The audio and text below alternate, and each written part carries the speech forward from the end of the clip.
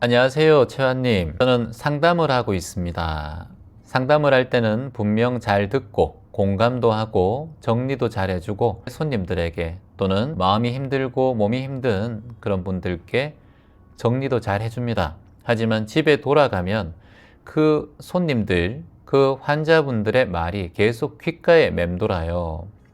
누군가는 자해 이야기를 했고 누군가는 아이 문제로 또 남편 문제로 괴롭고 무너졌고 누군가는 정말 죽고 싶다, 마감하고 싶다.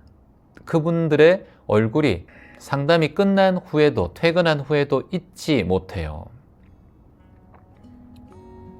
내가 왜 이 일을 시작했지? 나는 괜찮은 상담사일까? 그런 생각이 들면서 제가 또 이 일을 하면서 제 내색이나 말투나 눈빛이 전문가답지 못한 사람처럼 보일까봐 이런 고민을 아무에게도 하지 못했습니다.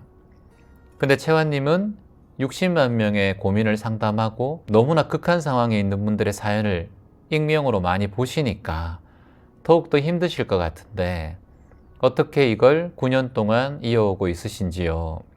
상담을 많이 하시고 그리고 또 마음이 힘드신 분들이나 몸이 힘드신 분들을 또 치료하는 직업을 가지고 있는 것 같아요. 이분이 어떤 분인지, 정신과에서 계신 분인지 아니면 심리상담센터에 계신 분인지에 대한 내용은 정확하게 없지만 병원 얘기하는 거 보니까 병원의 상담사로 도움을 주시는 분인 것 같기도 해요. 그런 분들이 좀 계시더라고요, 댓글을 보니까. 먼저 이런 고백을 해주신 게 저는 굉장히 발전적이라고 봅니다.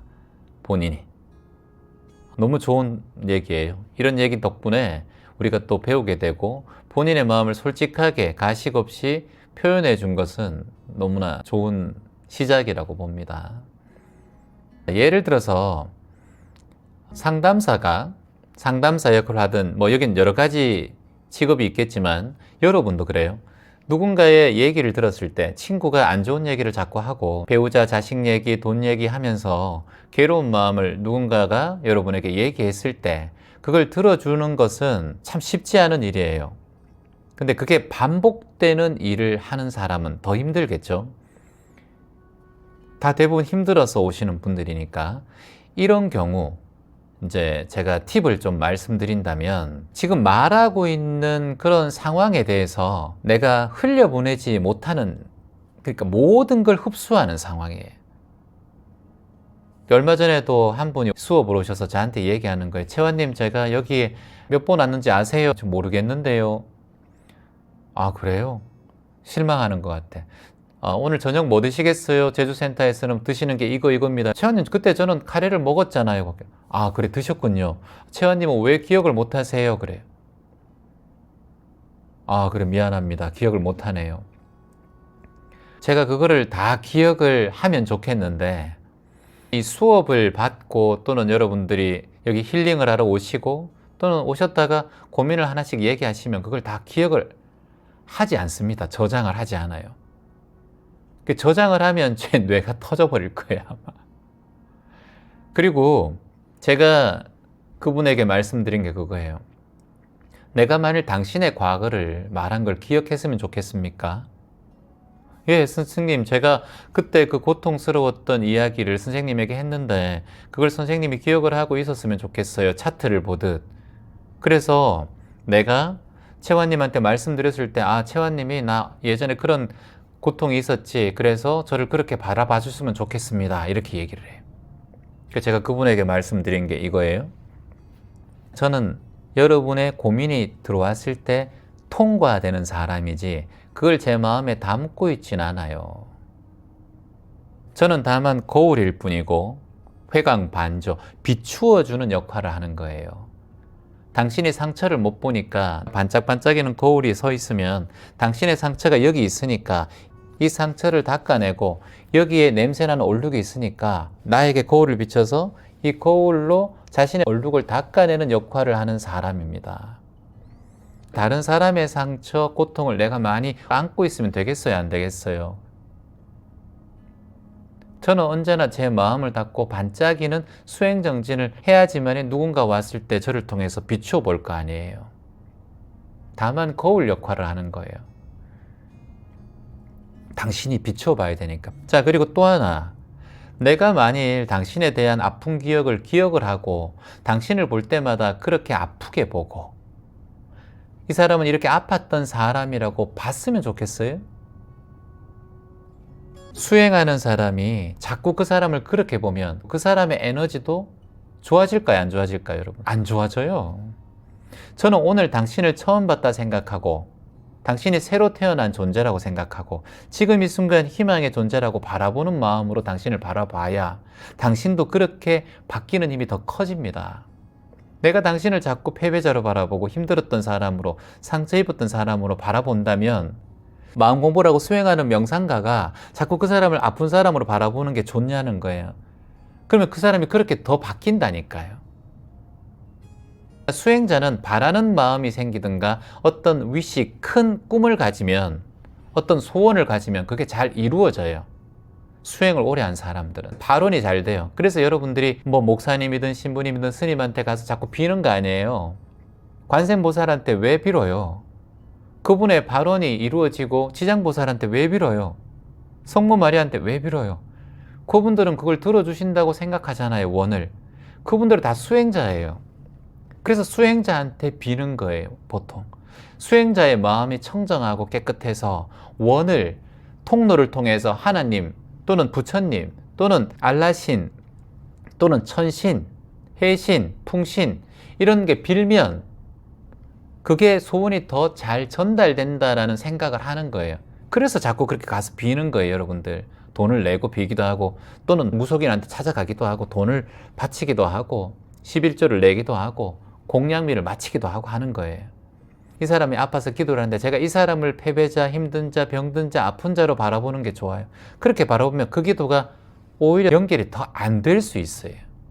이 사람은 온전한 존재고 이미 다시 태어난 존재고 과거는 지나갔고 미래는 오지 않았고 오직 지금 이 순간만 존재할 뿐이다. 지금 내 앞에 나타난 이 존재는 온전한 사람이다. 이게 바라보는 힘이 커져야 제 원도 그 사람에게 이루어질 거 아니에요.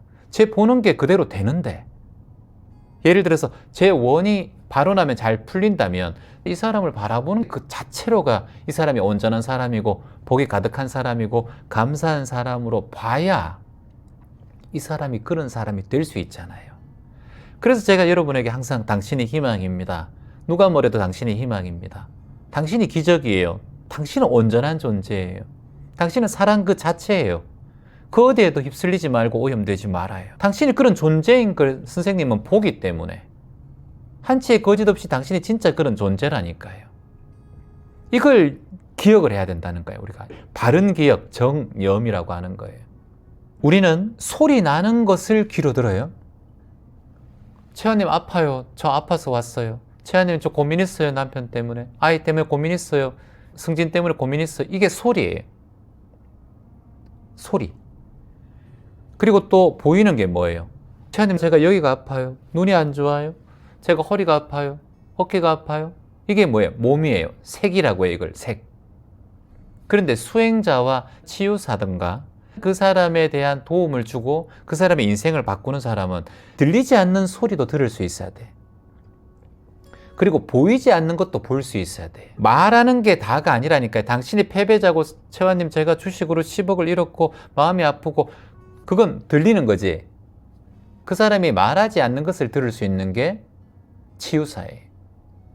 그 사람이 여기 어깨 아파 또는 다리가 장애를 입었어. 눈이 한쪽이 안 보여. 그럼 보이는 거죠. 그건 물질, 색이란 말이야. 근데 진정한 치유사와 인생을 바꿔주는 사람은 안 보이는 것을 보는 사람이에요. 여러분들 한번 따라해 보세요. 청, 어, 무, 성, 시, 어, 무, 형. 이게 뭐예요? 청어 무성이에요. 무성이라는 것은 소리가 없다는 뜻이에요. 소리가 없는데 들려. 이게 참다운 스승이에요. 그 사람이 말하지 않아도 그 사람의 느낌을 느끼는 거예요. 두 번째, 시어무형이라고 했어요. 무형이라는 건 형체가 없다라는 거거든. 무형이라는 게 물질이 보이지 않아도 보인다는 건 마음을 본다는 거예요. 이게 진정한 스승이에요. 예를 들어서 여러분이 선생님이에요.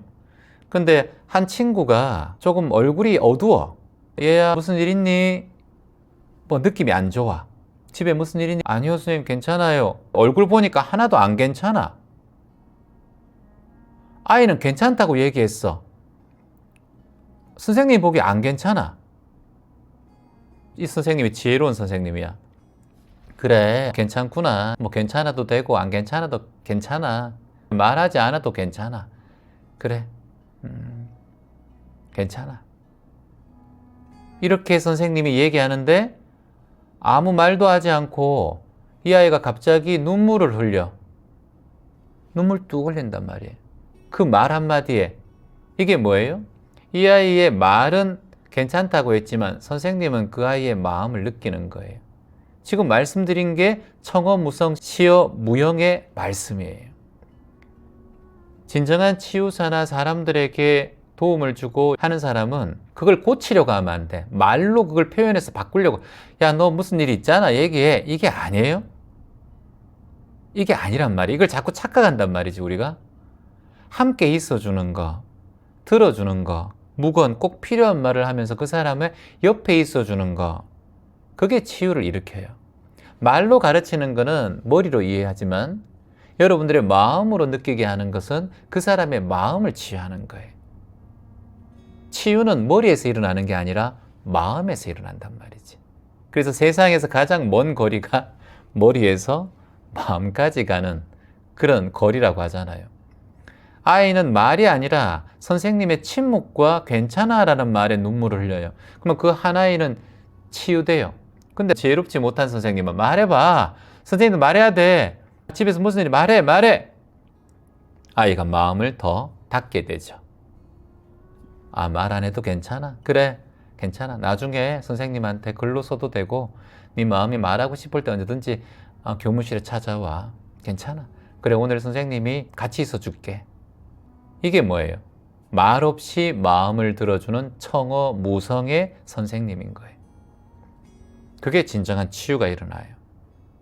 지금 질문자님도 상담사로서 뭔가를 해결하려고 노력을 하는데 물론 커리큘럼에 맞는 프로젝트들에 맞는 어떤 진행 방향이 있을 거예요. 그게 상담에 물론 있을 겁니다. 있는데 그건 기본으로 하되 본인이 이 사람을 해결해주고 낫게 해준다라는 생각을 하면 그때부터는 본인이 여기 이 직장 저는 힘들다고 봅니다.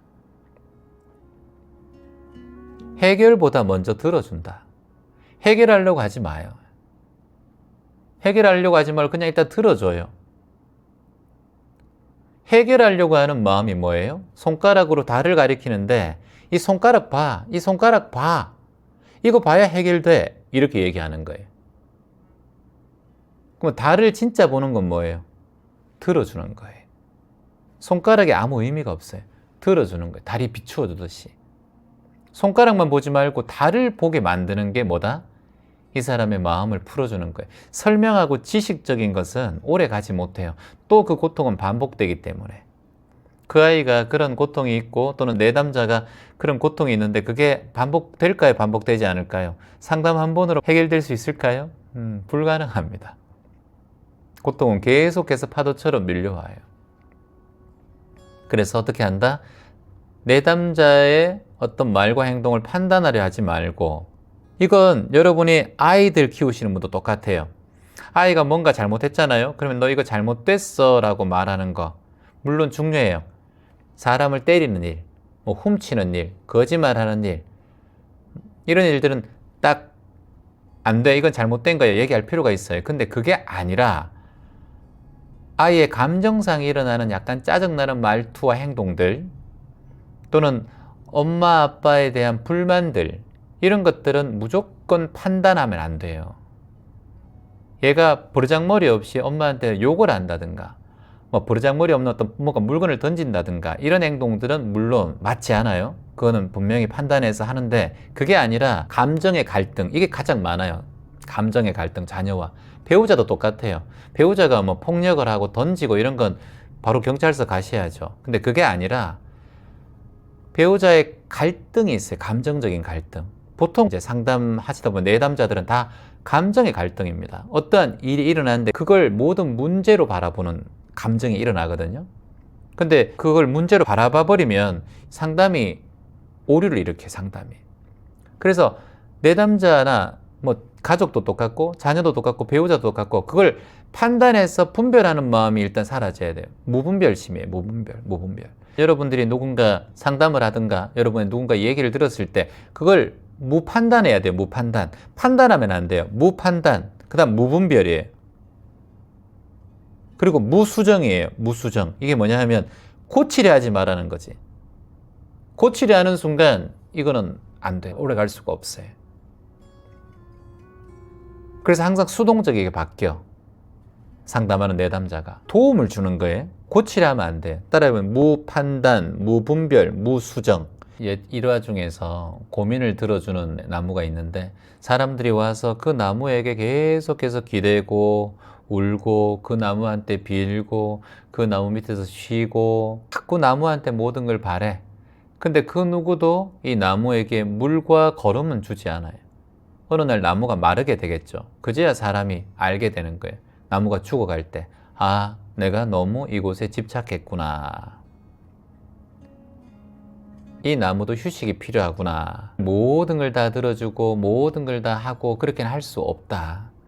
여러분이 나무라고 생각해도 다 할 수 있는 인간은 없다.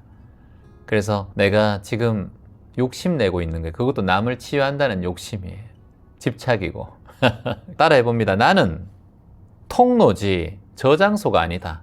여기 사람들이 많이 오면 저는 그냥 통로예요.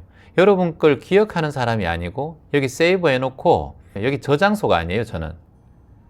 저는 통로일 뿐이에요. 기점 명상은 통로예요. 통로. 흐르게 마지막에 깨지 알밭 흘 마지막에 흘려보내잖아요. 제가 이 흘려보내기를 하지 않으면 제가 어떻게 하겠어요, 이거를. 그래서 상담은 통로지 저장소가 아니다. 상담사는 그 사람의 감정을 내 감정화 시키면 안 돼.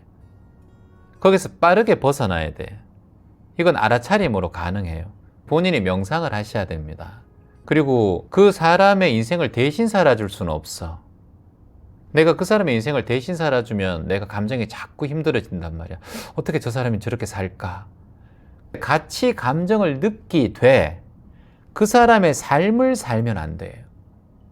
예를 들어서 여러분의 남편이 도박을 하고 코인을 내서 망했어. 너무 힘들어. 남편의 감정이 무너졌어. 남편이 지금 시들시들해요. 그럼 남편한테 어떻게 해야 되겠어요? 부인으로서. 최소한의 부부의 예의상 그 고통을 어떻게 해야 돼요? 같이 느껴야 되잖아. 그 고통을 같이 느끼는 거예요. 그 고통을 같이 느끼되 남편을 대신 살아줄 수는 없어요. 다만 느끼는 것까지 하셔야 돼요. 남편의 삶이 내 삶이 되면 안 돼요. 이걸 분리하셔야 된다는 거예요. 감정을. 이게 쉽게 되나? 안 되지. 그래서 감정을 알아차리고 지켜보는 연습을, 분리하는 연습을 하는 게 명상이거든요. 이걸 평상시에 해놔야 돼요. 우리에게 어떤 일이 닥쳐올지 몰라요. 그 마음의 경계선, 마음의 안전선을 잘 지켜서 나누는 게 명상이에요. 그걸 우리가 지금 수행정진하는 거예요, 여러분.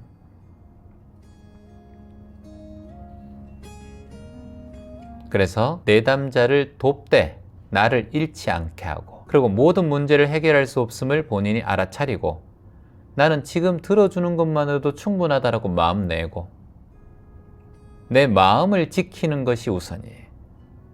그래야 더 많은 사람들에게 힐러로 또는 치유할 수 있다라는 걸 마음속에 간직하면 좋겠습니다. 고맙습니다.